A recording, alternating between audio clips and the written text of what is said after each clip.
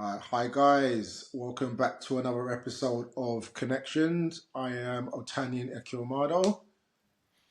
If I was Karl here. Good to see you all again. Well, can't see you, but good to be back with you guys.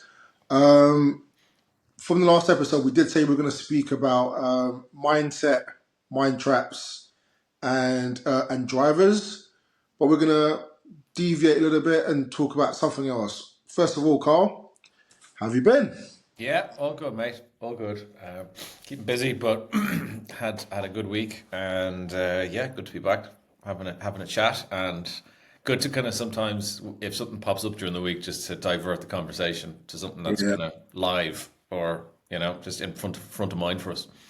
Yeah, I mean, it's cool actually. Like I said, we talk a bit off camera before we get on, and it's always interesting because I suppose because we both work with people on a weekly basis and obviously on a daily basis, we kind of see the problems that people come across, and we want to obviously help as much as possible and get people to kind of reframe some of these things that people deal with. And if we can obviously help with our podcast, then that's obviously our aim. So, what came to mind this week, well, for me, with what I do is, and the question is, to kick off, is self love the highest form of love? All right. So, what are your thoughts on that, Carl? Yeah, I mean, it's what I like is that you told me earlier on you've been asking that question to everybody this morning from 7 a.m. So with some philosophical, big questions. So, I mean, I think it is quite a big question. Yeah. It's quite a rich, area to debate and discuss.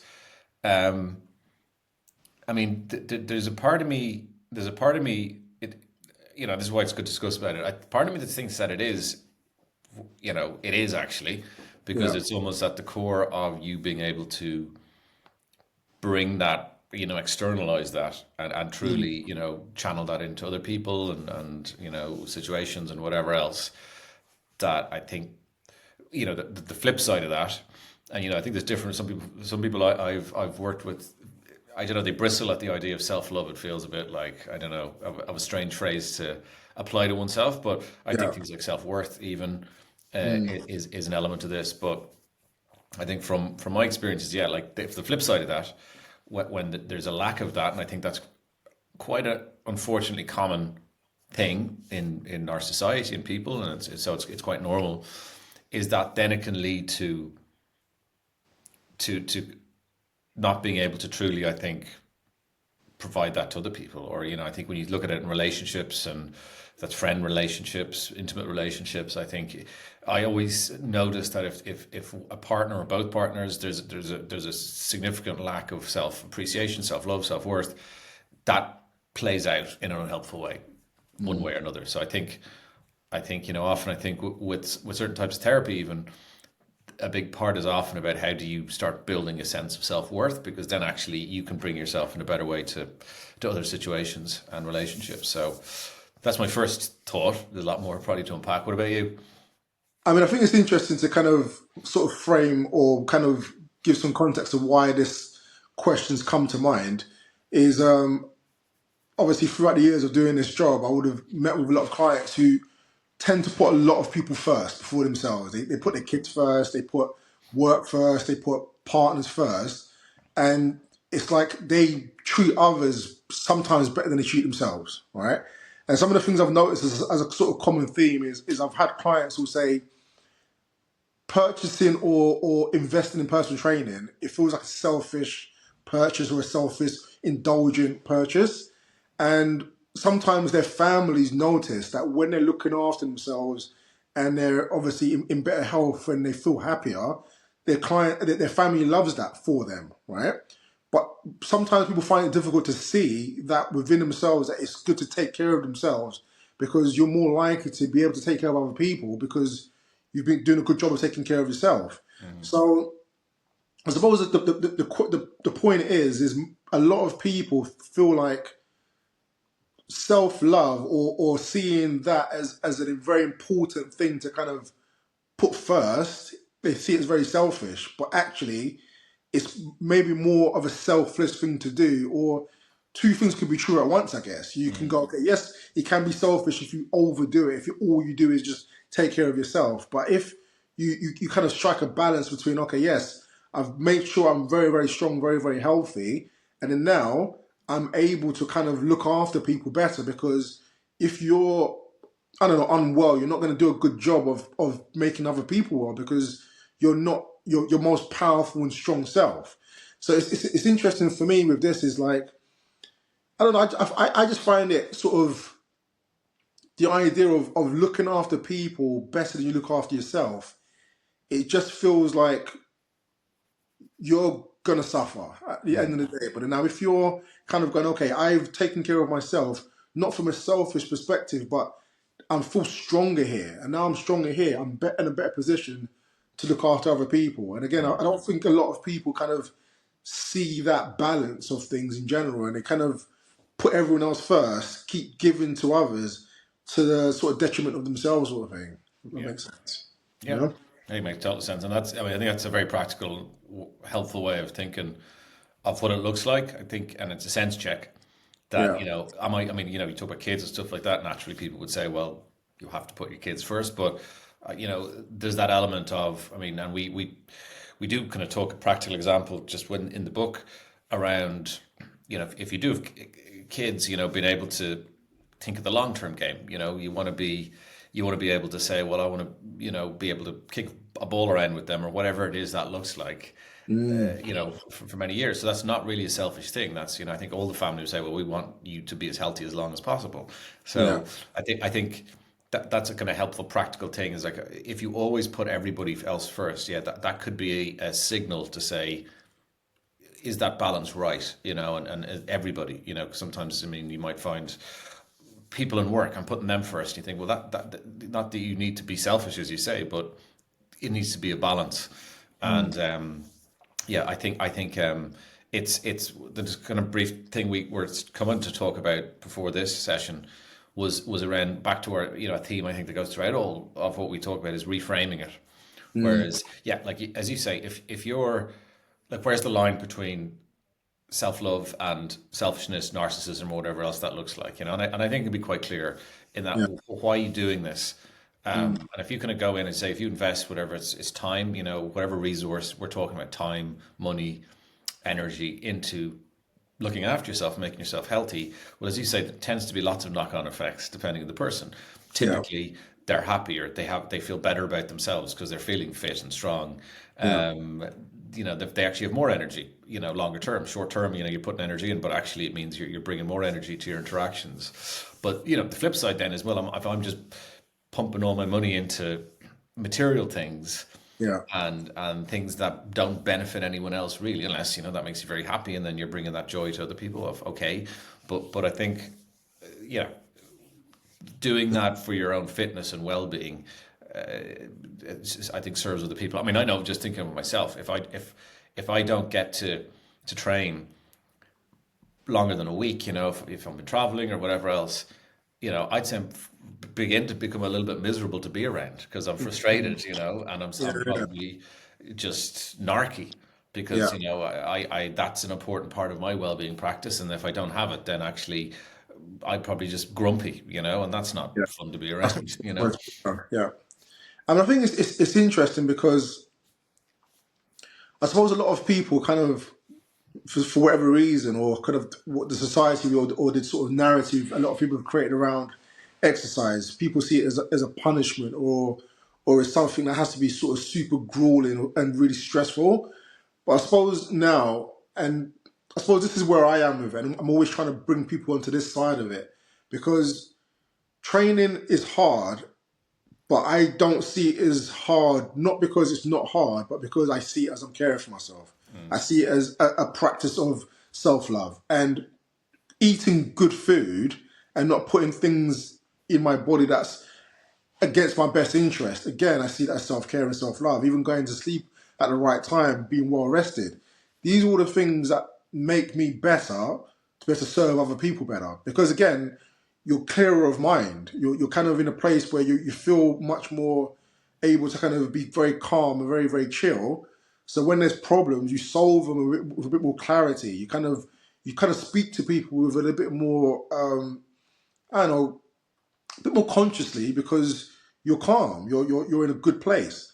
But if you're in a bad place and your mind is very, very busy and very, very sort of stressed out, it's hard to kind of be that for other people. So be well with other people. Hmm. So it's interesting how, I don't know, just the idea of like I said, this self love being the highest form of love. It sounds selfish as a statement, but I think it can be one of the things where you're able to kind of give more when you're in that position. And I just find it interesting to kind of make a little bit of a noise about that because again I think a lot of people don't ever look at that within themselves, and I don't even know if in general, I don't know if from your practice, if you know if anyone ever questions, not just do I love myself because that's a bit too heavy, Hmm. but do I practice the idea of self love? Have I even questioned? Am I expressing enough self love so I can be better for other people? Because again, it's just reframing, and when we can reframe things in this way, I think we have a fuller life, if you Hmm. like. Yeah, You know? yeah, absolutely, yeah. And I think we talked a couple of episodes ago around, your why.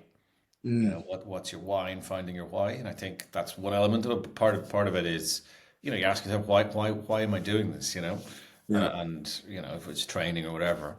And I think if you think about some of the things you've just said, this is about actually, kind of honoring myself. That sounds a bit cheesy or something, you know what I mean? But mm. it is about I'm committing this to myself for me and my well being.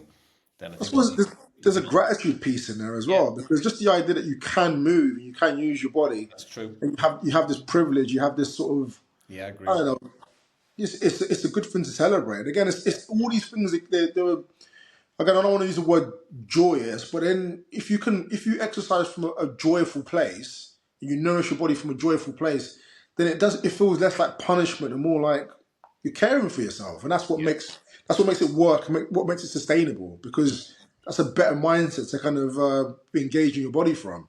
Where yeah, a lot of people kind of do it with punishment in mind, or yeah, this body ideal that's based on sort of external sort of factors, but it's not a place of sort of caring and stuff. yeah. So That's definitely. I think that there's an area where, look, every situation is different, every person is different because we're all complex individuals, okay? And some things yeah, work for some people for motivation, some people for others. But I think there's always a risk, as you just flagged, if you're lacking, and I think we've talked about this before, society with, social media and all that kind of constantly getting, that barrage of information and stuff that sometimes is just not realistic. When you look at these things, you're like, oh, look at that person, I need to be like them.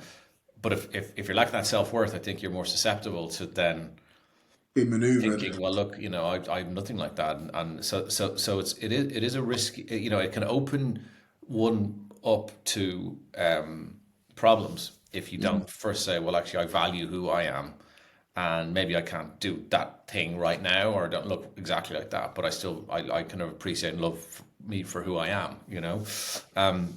I kind of a link thing about just you mentioned the gratitude thing. I think that's quite interesting because the reality is not everyone can you know have the privilege. I think, as you said, to move. And I often just in the work I do, I often am always my ear is tuned in, and myself, because sometimes you hear yourself saying things like this. When I mm. when I hear I have to do this, I should do this, I need to do that. Yeah, That kind of chimes a little bit with what you're saying about like this punishment. Oh, I have to go to the gym. I should yeah, do this. I should, you know, and that tends to be, and that if it's whether it's training or whether it's something else. I should visit this person. I should call them. As like, should you like? Why is it? Why that sounds like it's not something you want to do, or mm, that's a value to you. yeah, And sometimes it's just the language. You have to just catch yourself and I find sometimes, and I'll do it myself. It's like, oh, I have to do this work. I have to go on that trip. And then I sometimes reframe and say, I get to do this. My circumstances are privileged, and I get to go on a, work with a client today. I get to be able-bodied enough to do these things. What a yeah, privilege. And I think even sometimes when you just, for me anyway, I just kind of flip that. You kind of go, oh yeah, yeah. Actually, this is it's I'm grateful rather than kind of feeling like a burden. And I think that's even with training. You hear that a lot naturally. Oh, I have to go to the gym. I should be doing this. I should be doing that. You get to do that. You are able to do it. Isn't that a wonderful thing? So, I And mean, I think it ties quite well to what we've been talking about before, where we go, okay, these words that we say to ourselves, they make us feel a certain way, and that feeling makes you behave a certain ways. Again, when you feel quite good about framing it like that instead, you feel quite good about what you're doing rather than a very neggy sort of mentality about it. yeah, So yeah. important. I mean, and there's linking points to all of this stuff. They all connect. But we talked about self talk last week. Yeah, And I think that's part of it as well. Like, what's going on in your head? Is it all? And this is very much actually linked because it has been shown to be like if you have a constant negative voice in your head and you're not doing, oh, I shouldn't have done that, and you beat yourself up just because look, we were looking at things motivation. I think we were talking about this where pro athletes were saying like they don't wake up every morning and just bounce out of bed and be like, oh, I can't wait to get to the gym. Some days it's about consistency, and it's about having a kind of bigger why that they know yeah, why they're doing it, and that gets that consistency, that motivation moving. Um, but if there's days for whatever reasons you can't make it. But if you start beating yourself up about it, and just talking yourself down, or I didn't have a good training session today, whatever reason, like all that negative talk depletes self worth and self love. You know, mm, and sometimes I think we don't spend enough time. And there's exercises around this. I mean, there's kind of a self efficacy thing that I've done with people, where sometimes we need to pause and say, what went well today, and what was it that I did to make that go well? Even I think we talked last time, just having a little gratitude diary doesn't work for yeah, everyone, but also it's just like, what are you grateful for? But what did you do well yeah. the day before? And that can be a way to help, a little bit with self worth and building. You say, like, actually, it might have been a small thing, but I did that, and I'm kind of proud of myself. And little activities like that can sometimes help balance it because we tend often, or not all of us, some of us, many of us, to focus on the more negative things of what we didn't do well, and that lowers our sense of self worth. Interesting enough, I don't want to contradict your point at all. No, no, But go for it. I was kind of for some reason it's been popping up in my feed quite a lot about sort of athletes when they retire from sport and then they kind of put on a lot of weight and they kind of because they lose the focus. Their body's like more like a tool or a means to an end to kind of get them to this pinnacle of sporting elite or sporting sort of greatness. So then when they've kind of lost that training or that drive or that target, then there's a bit of a vacuum in terms of what it is they're training for. So then it's not. So I suppose that the point is, for them, sometimes training is not about self care. It's not about caring for the body. It's more of a tool. So this is why this kind of leaning into this idea of self love, self care is a more sustainable way to go about training. Because yes, obviously we need the focus and the drive to kind of keep us in our training like athletes do. But then when sometimes the target is removed, then you lose that sense of why you're training your body so hard or why you're being so structured with your diet and all the rest of it. So I suppose the point is this idea of learning to kind of lean into this self love and self worth and how training your body and caring for your body is why you train because you love yourself, right? Hmm. That's a sustainable long term why of why you're going to do it for the rest of your life. Yeah. So this is kind of what our book is mainly about is how do we not only get the result but keep the result, right? And the reason why you keep the result is because your why is strong. Your Yeah. why is forever. Hmm. So obviously we want people to be as focused as they can about how athletes train and the rest of it. But when we look at sometimes the reality of if it's not from a place of self love and self care, then it's not sustainable. And we want people to kind of come away with a sustainable mindset around why they do what they do. Hmm. So Yeah. so yeah, yeah, Yeah.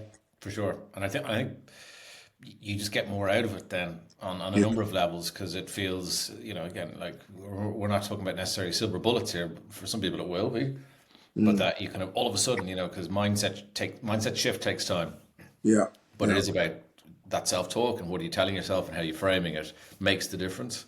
Yeah. And it starts to become a bit more like, okay, like as you said, the example that kicked this discussion off is feeling this is a selfish thing or Mm. it's an indulgence, Yeah. to do this. Whereas actually, like, well, hang on, this is actually, well, one, just for myself, Mm. this is a good thing to do because, you know, You deserve it.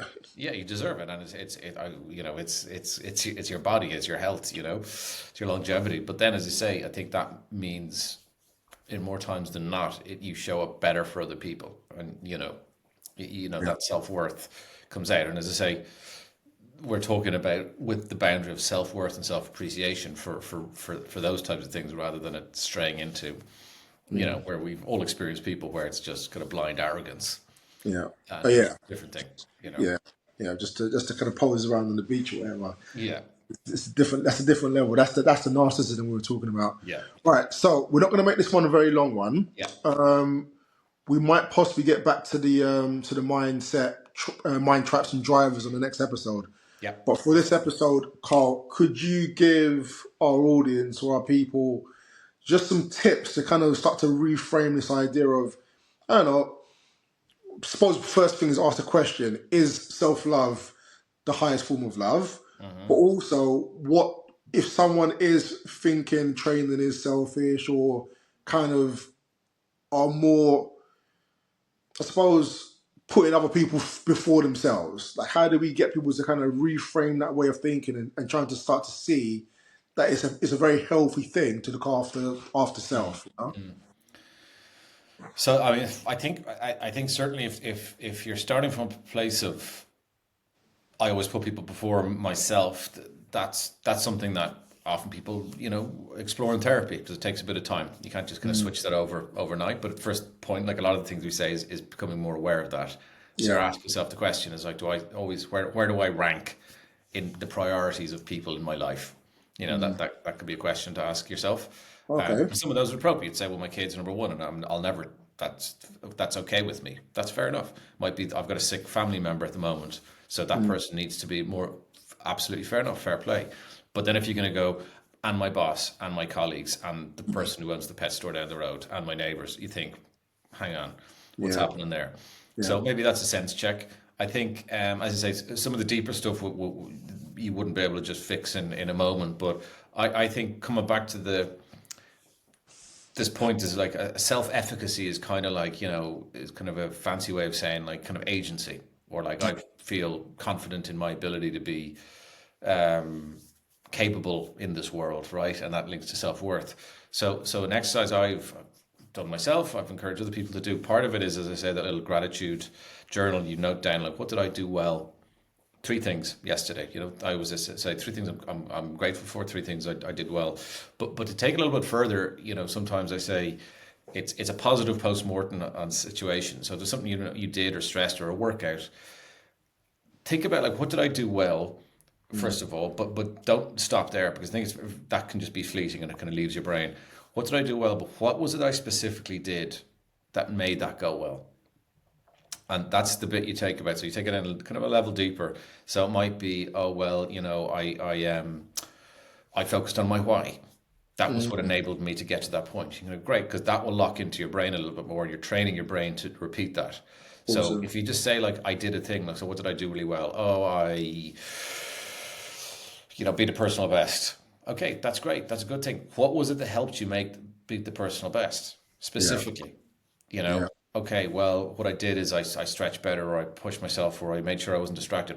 Okay, that's the thing that's going to help your brain learn better, and, Mm, and, and embed that a bit more. And so that's the exercise basically. You must imagine that inner coach, because if I was working with someone, I'm sure you did the same, Otaniyien, and they would ask me, oh, I did this. My question would be like, well, tell me more about that. What was your thinking behind doing that? mm, And that's the bit where people kind of go, oh, I yeah. don't consciously think of that, which we don't. So Mm. that's the bit that tends to help you start with the learning that will lead to kind of mindset shift. I mean, it's interesting because obviously this is what we spoke about last week with self talk, Mm. because it's a practice, it's a skill that you Yeah, develop. yeah, So when you start to ask yourself exactly what strategies you use to get better, what did you say to yourself? How were you feeling? What strategies did you use? So you you build on that strategy. So every week you go, okay, that's what I used last week. I'm going to use that again, but maybe there's something else I could add to kind of Exactly. give you a little bit more on top. Yeah. So then now everything you're doing now becomes a little bit more focused, and I suppose the quality of everything just keeps on going up another level. So Absolutely. because you're asking the right questions about yourself and understanding yourself better. I mean, I tell people all this time, and it's kind of a thing a lot of people don't really consider with training is it's kind of a voyage of self-discovery. You understand yourself better. You understand what you say to yourself. You understand how to make yourself feel really motivated, and everything you say to yourself and how you feel about yourself kind of impacts that. So Yeah. it's a you discover a lot more about yourself, and this is kind of Yeah. why I kind of like training myself. Is I know a lot more about myself. I'm more connected, brain to body. Again, everything's more in sync. This is exactly why we've called this podcast connections and mind and body synced.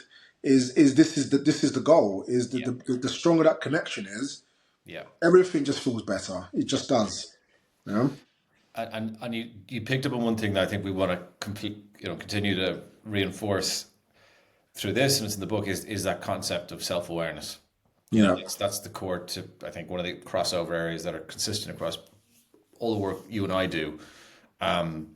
So that's a key part. Is this is about awareness and knowing yourself, and a constant journey. You've said it really nicely there, Otaniyien. But the other piece I just wanted to build on actually reminded me, because you're right. Like a lot of the work often I've been involved in, talk about strengths based thinking. So focus on the things that you're doing well, not just Yeah. not well.